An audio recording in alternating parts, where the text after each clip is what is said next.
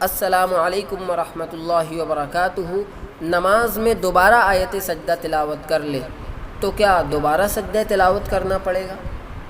سوال ہے، تراویح کی نماز میں ایک مرتبہ آیت سجدہ پڑھنے کے بعد سجدہ تلاوت کر لیا گیا، پھر آگے پڑھتے ہوئے غلطی سے امام صاحب نے پھر وہی آیت سجدہ دہرا دی، تو کیا ایسے میں سجدہ تلاوت پھر سے ادا کرنا پڑے گا؟ اور اگر دوبارہ امام صاحب نے سجدہ تلاوت نہیں کیا تو کیا حکم ہے؟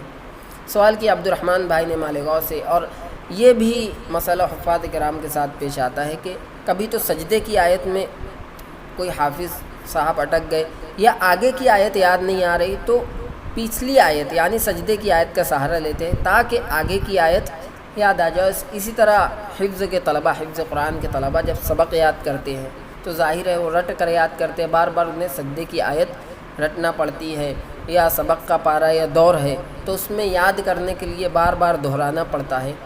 تو کیا جتنی بار طالب علم یا تراویح پڑھانے والے حافظ قرآن دہرائیں گے اتنی بار سجدہ تلاوت ادا کرنا ہوگا؟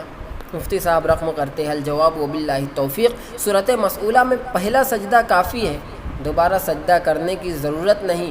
اسی طرح دوسری رکعت میں بھی یہی آیت پڑھ لی جائے تب بھی دوبارہ سجدہ کرنا واجب نہیں، پہلی رکعت کا سجدہ کافی ہوگا، اس لیے کہ نماز مجلس واحد کے حکم میں ہے، اور ایک مجلس میں متعدد مرتبہ وہی آیت سجدہ تلاوت کی جائے یا سنی جائے تو ایک ہی سجدہ واجب ہوتا ہے، خواہ سجدہ کر لینے کے بعد دوبارہ یہی آیت پڑھی جائے۔ البتہ سلام پھیرنے کے بعد نماز کے باہر یا پھر دوسری نماز میں یہی آیت پڑھے گا تب دوسرا سجدہ تلاوت واجب ہوگا، اس لیے کہ اس صورت میں مجلس تبدیل ہو جاتی ہے۔